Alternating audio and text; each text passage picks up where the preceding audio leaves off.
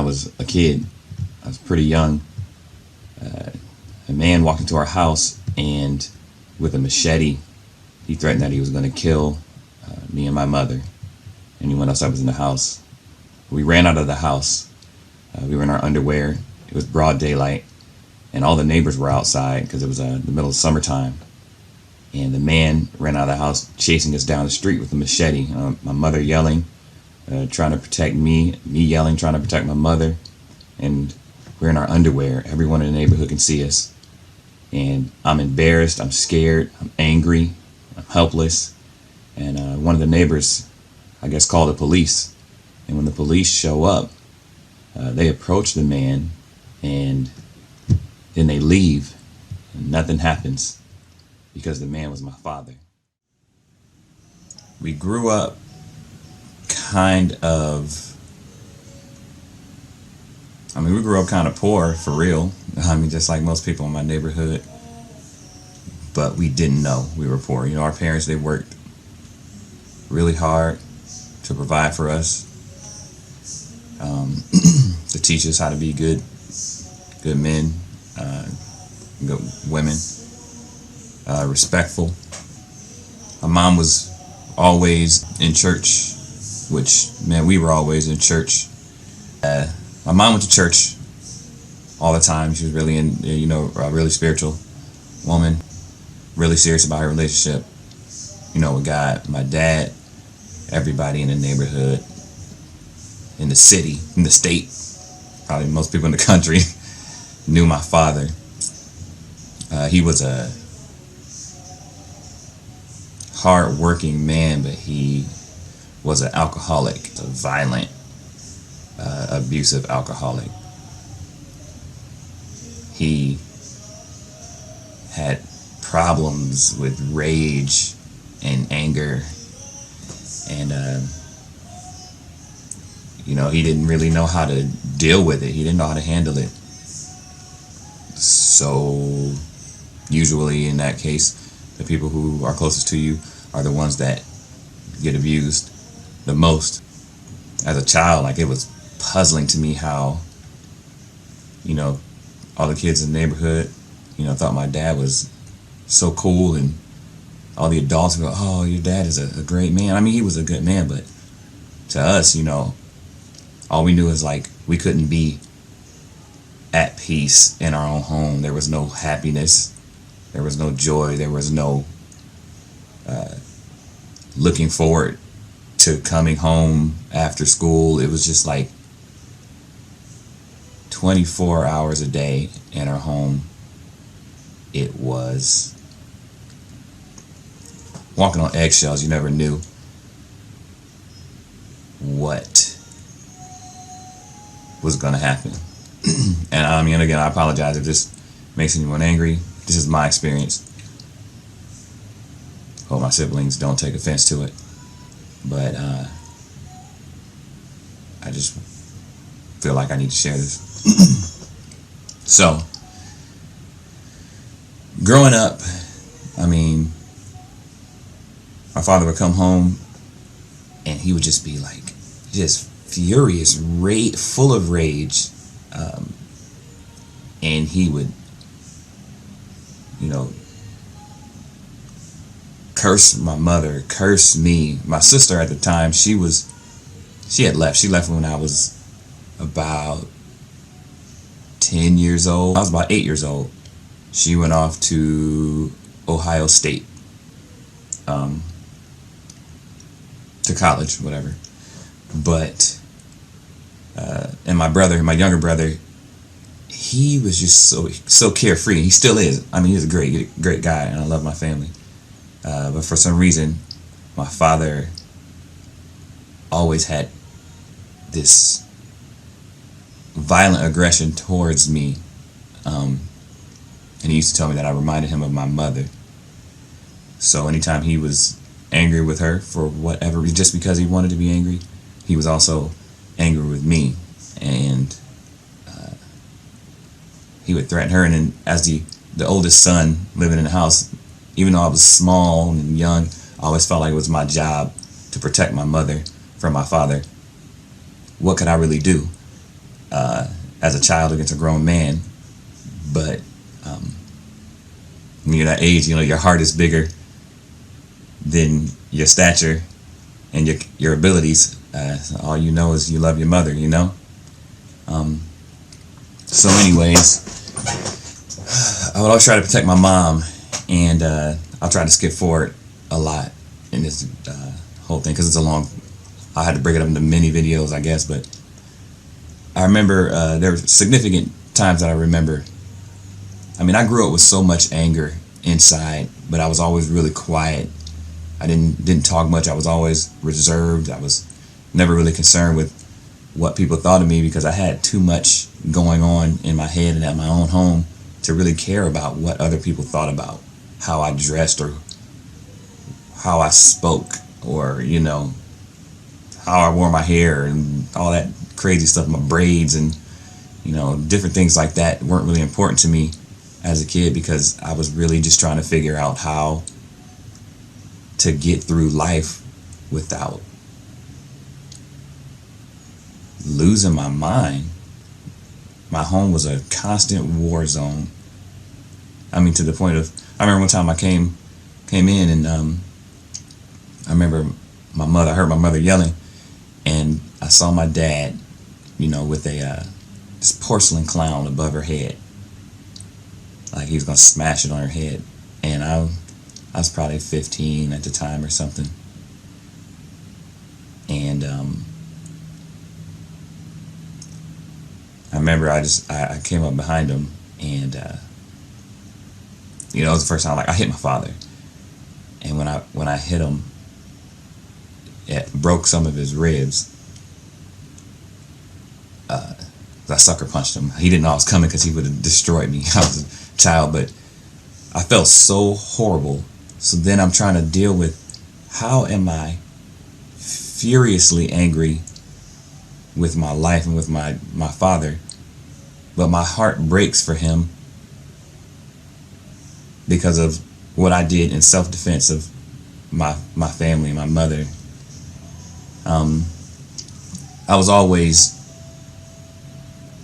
attacked by my father, but after that point, it just got to the point. It was just a violence. I mean, he would come after me with weapons. I'm a young teenager. I had to leave my home and go stay with friends because my dad's threatening my life.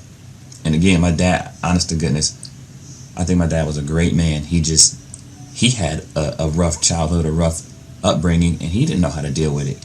And whether for, grace of God, I could be the same person because I dealt with a lot of anger growing up in life.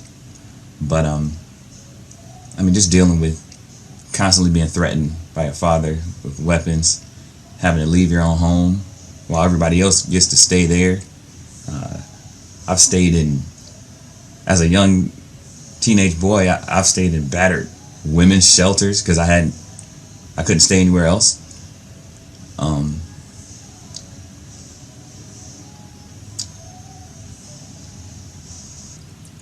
I started talking to this girl when I was like 16 years old. I went to my church. No need to mention names. But we were just teenagers. And as far as I knew, I really loved this girl. I loved her parents. I didn't realize until much, much later in my life that what I loved about their family the most was the peace that I had when I was with them. It was like I would go over to her house and it was like it was a different world. I'm like, who sits down and watches TV together or eats dinner together? Who sits down and talks to each other without yelling? Who can go home after school and enjoy being at home? How is there never any turmoil in your home? To me, that was completely unrealistic. I didn't understand how you could have peace in the place that you live. I'm 16 years old, and I would go over there. My girlfriend wouldn't even be home, and I would just go over there and sit in the basement and just stare at the walls because it was so quiet.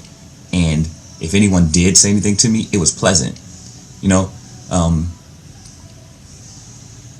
I just could not understand how a mother and a father together, a husband and a wife, could be so pleasant to a human being, to me. It got to the point where I didn't feel like, and I still deal today, I didn't feel like I deserved, I didn't realize I still deal with it today. I didn't feel like I deserved for anyone to be kind, like just kind to me.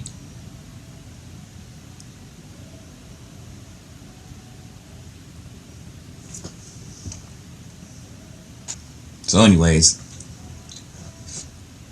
you know, we grew older. I graduate high school, going to college, and I'm still dealing with all this anger and shell shock, you know, post-traumatic stress syndrome, whatever you want to call it. But I don't know. It's like underneath the surface. And I'm a real nice guy. People enjoy my company. But it's like at the slightest sign of disrespect or me being challenged, I would just be instantly full of rage. And I remember I met a girl at 19, and I drank my first alcoholic beverage with her because she kept asking, and I just wanted to fit in somewhere. I just wanted to have friends, and everybody else was drinking, so I said, sure, I'll have a drink. And I drank my first alcoholic beverage at 19, and honest to goodness, a week later, I was a full-blown alcoholic. I mean, I was drinking all day, every day. I woke up drinking, went to sleep drinking, got to the point where I would buy a 30 pack of beer every day. And that was just to drink before I went to the bar to drink more. I always told myself I wouldn't be an alcoholic, I wouldn't drink because of who my father was. But, I mean, what, and no excuses, but, I mean, what other example did I have? Besides the few moments, you know, I spent with, you know, my girlfriend's parents and people from my church. But around this age, you know, I started going to church, you know, less and less because I really wasn't that interested. I've always been a musician, so my drums in the background. That's because this is the only room I have that I can shoot a video in. But I remember I got the opportunity to travel with a band and play drums, and that was for my living. I thought it was the best thing that ever happened to me. But in order to do that, I had to leave my hometown and leave my church and everything that I thought I knew about God completely behind me. And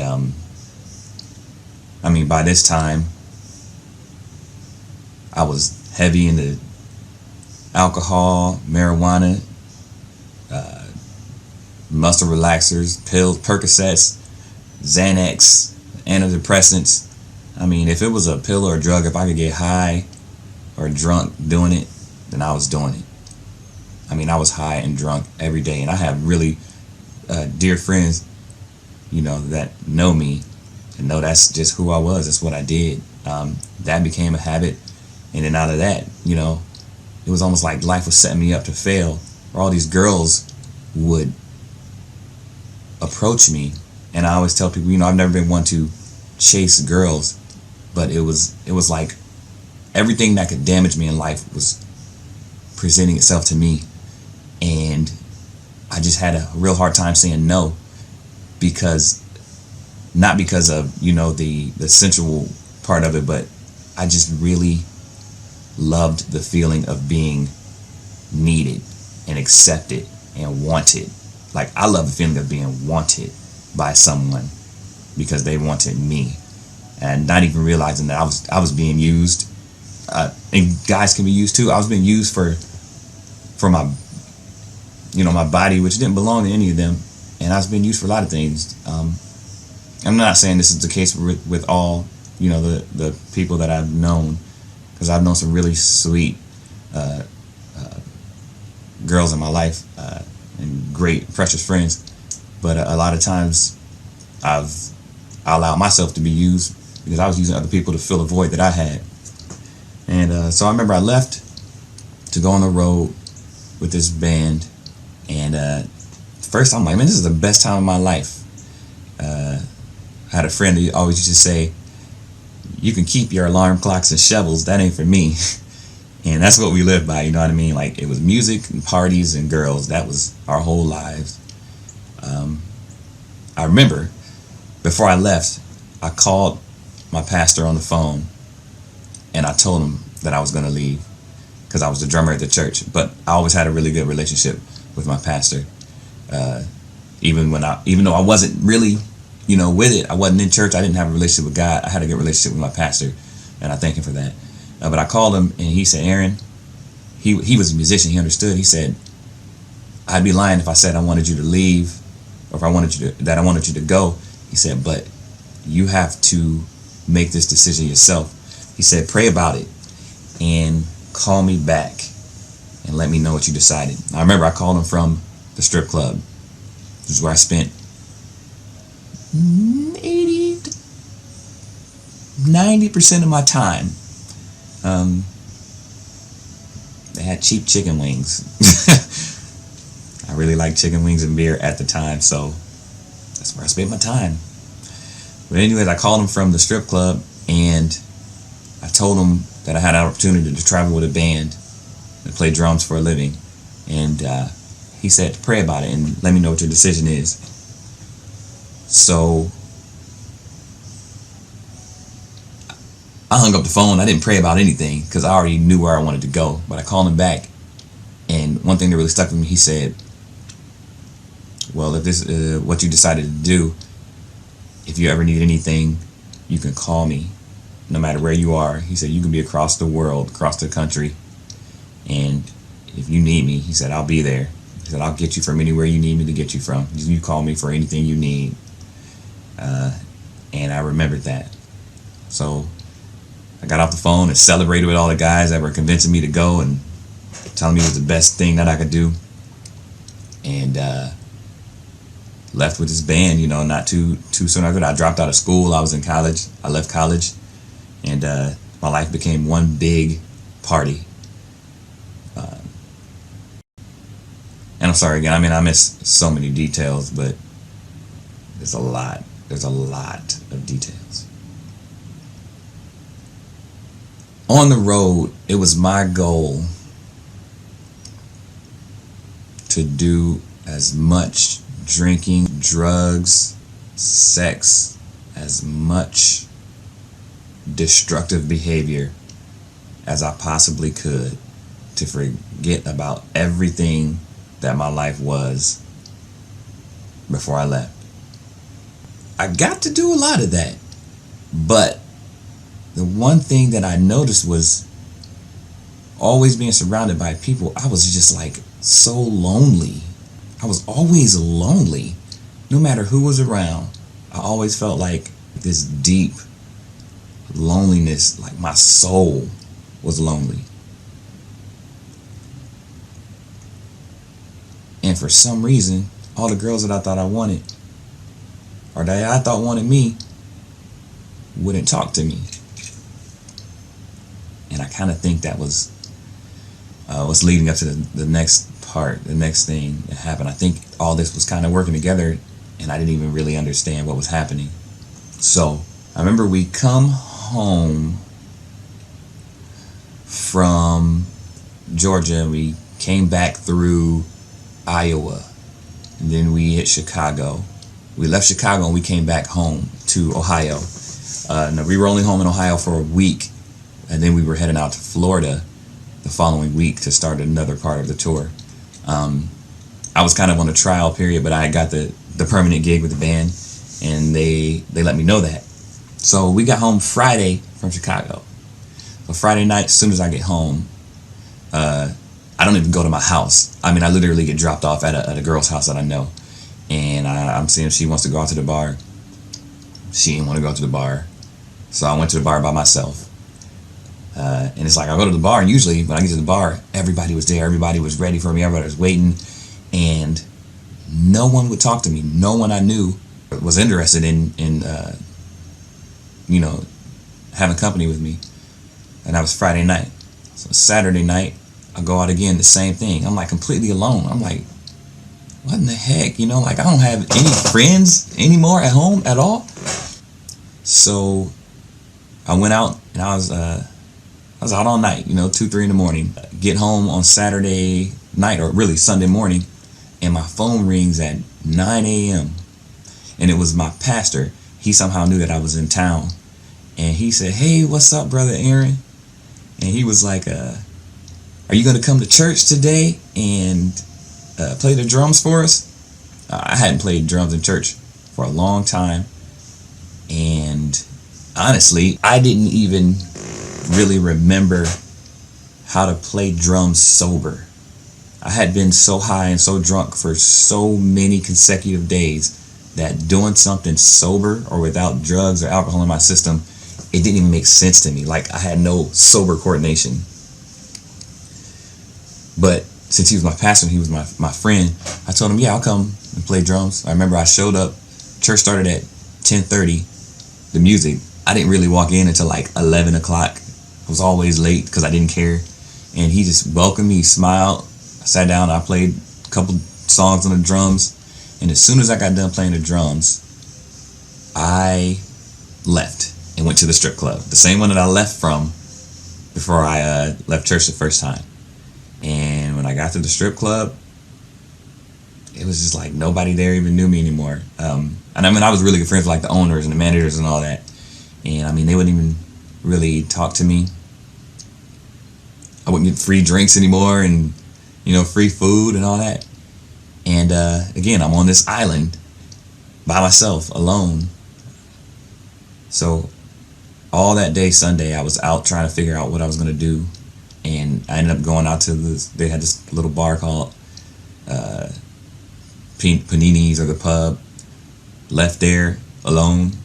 Went to this bar called BB's. No, there wasn't BB's at the time. Went to the Diamond. I probably shouldn't even be naming these places. At a strip club, I hung out there till 1 or 2 in the morning. Left there, went to a little after hour spot. Hung out there till like 5 in the morning. And then I went home, alone. Now this was crazy. Like Monday morning. This was Monday morning, December 6th, if I'm not mistaken. Or December 11th, 2006. I woke up at 9 o'clock. I probably didn't go to sleep till like 5:30 or 6 o'clock that morning. I woke up at 9 o'clock and I was so drunk. I was so hungover. I just had smoke all in my hair and my clothes. Like in the bar, you used to be able to smoke then. I smelled like weed, strippers, alcohol. I smelled crazy, man. And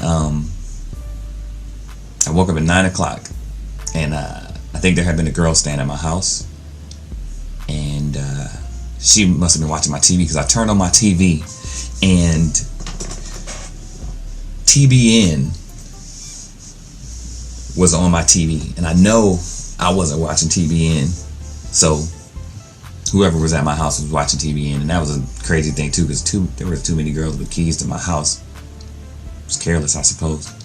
But TBN was on, and this pastor on TBN said, when I saw it on, first of all, I'm like, what is this guy talking about? Like, I had this problem with church, I had a problem with God, I had a problem with the word, like, I just had a problem. Period, I guess. But this guy on TBN, I turned it up to see what he's talking. Like, what is this guy talking about? Like, I turned it up so I could judge his words. You know what I mean? So I could see what he was saying that was wrong or that I didn't agree with. And he said, Hebrews 11:1 says, faith is the substance of things hoped for and the evidence of things not seen. And as soon as he said that, I was immediately sober. And I mean like sober to the point where it was like I had never tasted or touched a single drug or sip of alcohol or cigarette or cigar in my life. The smell of smoke that was in my hair and in my clothes was gone. The smell of smoke that was in my house was gone. My desire for alcohol, my desire for nicotine and marijuana and drugs and pills was gone. And I mean completely gone. Like, it was so shocking that I sat straight up in my bed and I said, what is going on? Like, I thought I was dying because it was like I lost all my senses and everything was so fresh to me. Like, the world was fresh. And when this guy said, faith is the substance of things hoped for and the evidence of things not seen, it was like I was brand new. And then for the first time, I heard God speak to me. This is the honest to God true story. If I'm lying, I'd rather die right now. And when I heard it, he said, faith is a substance, just like water is a substance. And it was like, if you put water in the freezer, it turns to ice. If you put it in a fire, it turns to steam. He said, your faith is the same way. He said, it doesn't matter what you believe or even that you believe in God. If your faith is in the wrong environment, it's ineffective. And like, I sat up in my bed like, what is going on, God? Like, what are you, is this real? And then all of a sudden I got this overwhelming desire to know this God that was talking to me. I'm like, this is real, and I need to know what's going on. So then God starts talking to me, and I start talking back to God, which is crazy.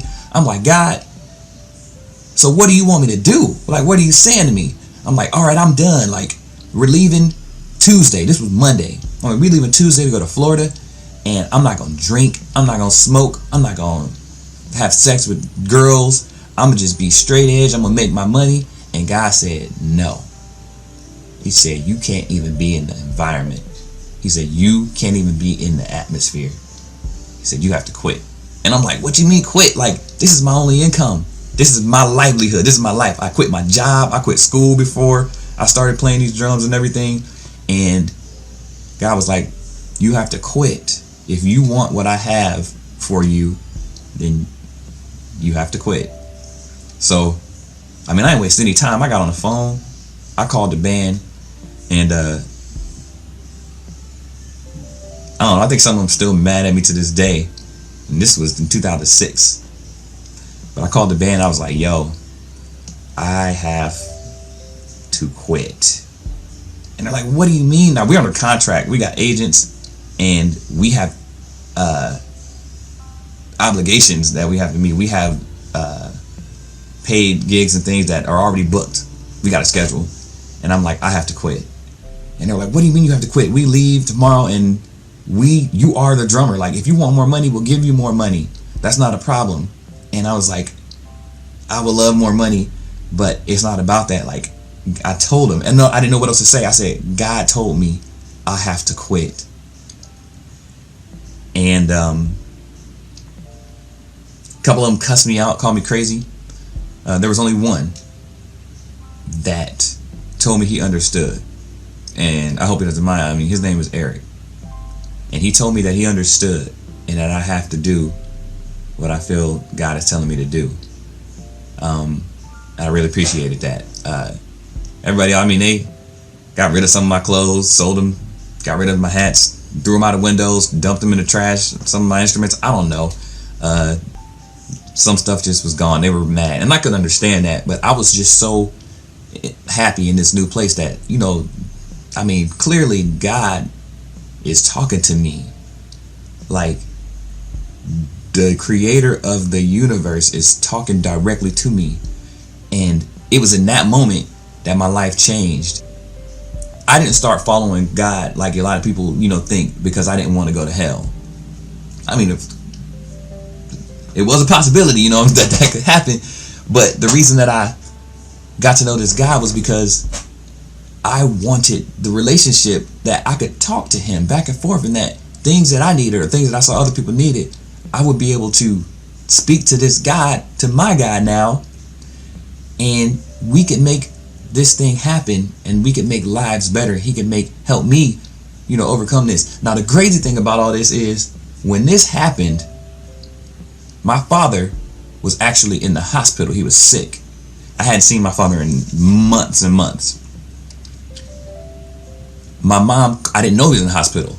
My mom called me maybe a week after this happened to me. It might have not even been a week. And she said, your dad is in the hospital. He's not doing well. I think you should go see him. So I went to go see my dad. The same dad who, I almost hated him. There was times I tried to kill my father. Literally murder him with knives, and my mother would always catch me in the middle of the night. Honest to goodness, like God would give her these, he would just wake her up out of her sleep, and she would turn the light on, and I'd be standing over my father with knives. I was really going to kill him because I didn't know what else to do as a child to protect myself and my family and just have peace. And I wanted to murder my father. But my mom called me after this happened to me, after I had this experience with God, and she told me that your dad is in the hospital. So I went to go see my dad. And when I got there, he couldn't even speak. He was so sick. He had pneumonia, and he had drank himself, and smoked himself almost to death, And when I saw him, he just looked at me. And when my dad looked at me, I looked at him. We looked each other in the eyes. All I could say was, Dad, I love you, and I forgive you. I'm not mad anymore. And when I said that, my father cried, and I cried, and it was like all of the anger and the resentment and the rage that I had in my heart towards my dad immediately disappeared. And it was gone, like it was never there. And we knew it, even though he couldn't speak. I held his hand, and we just looked each other in the eyes, and we made amends. And it was just like the most refreshing experience of my life, almost, man. Like, and that was the last time that I actually ever saw my dad alive. And I thank God that I had the opportunity to forgive him, and that we didn't part in that place where there was just no love, And again, I know he loved me, but I didn't know how to receive the kind of love that he was giving. So that was December 12th or 13th, actually. Yeah, it wasn't even a week that my dad died, I believe. And that first Christmas was the best Christmas of my entire life. It was like so real. I'm like, man, this is the Jesus that we are celebrating on this holiday. And I don't really care if you believe in Christmas or not. I'm telling you what my experience was, and it's real to me, and it's real to a lot of people that knew me, because they knew who I was, and they know who I am now. I love Jesus with all my heart. I love him so much, because he's done so much for me. Like, he literally saved my life, man. I could really be dead or in jail. I had nothing but anger. I wanted to kill people so many times because of how angry I was. And people didn't even know. This little quiet boy, man, picking on me and all that stuff. Like, I grew up with all that crap, man. And people didn't even know that I had plotted to kill people, man. And would do it. I would have done it had it not been for God, protecting me, and my mother praying for me. I'd be in prison or dead, and there'd be dead people at my hands. But God saved me, man, by Jesus Christ. And that's real. I ain't playing with this. Like, I ain't got no reason. I don't even care what people think about me. I don't care what you think about me. I know what Jesus did for me. My friends know what Jesus did for me. And those people who told me that they don't want to be my friend no more because I don't smoke, I don't drink, I don't do drugs with you anymore. Like, people literally said you ain't cool no more because you don't do these things. I ain't care, man. My life was different, man. I was good. I was better. Finally. I met an awesome, wonderful wife, And that's a whole nother story. But man, I love Jesus, man. I'm saved for real. I mean, I've prayed and experienced real live miracles. I got friends that I pray for that know. I got friends today that deny Jesus, that deny God, and know for a fact that I prayed for you in the name of Jesus after this happened to me, and you got exactly what you needed. You had miracles happen in your real life. And I ain't mad at you, for trying to figure out this thing on your own, but let's be for real, man. We know what's real. I got nothing to gain from this, whether you accept Jesus or not. If we be realistic, it does not make a difference in my life. Besides the fact that I love you and I want you to accept Jesus. I want you to have a good life. But there's so much more that I could share. There's so much in my life that people don't understand. People don't know. People will never imagine. That's real, man. So much that's real. So I hope, this is a long video. I have to edit it, whatever. But I hope that you get something out of this. I just know that the Bible says that we will overcome by the blood of the Lamb and the word of our testimony. By the blood of Jesus Christ, He forgave me for my sins, and He really delivered me from anger and drugs and alcohol. Like instantly. I was instantly delivered from these things. I didn't go to AA. Not that I have anything against that. I'm saying my experience, I didn't go to AA. I didn't go to any rehab classes. I didn't do any treatments. Jesus, the Christ, Yeshua, HaMashiach, however you want to say His name, literally delivered me from drugs and alcohol and depression and anger and rage and a murderous spirit. And He saved me and spared my life. And I want to share that with the entire world.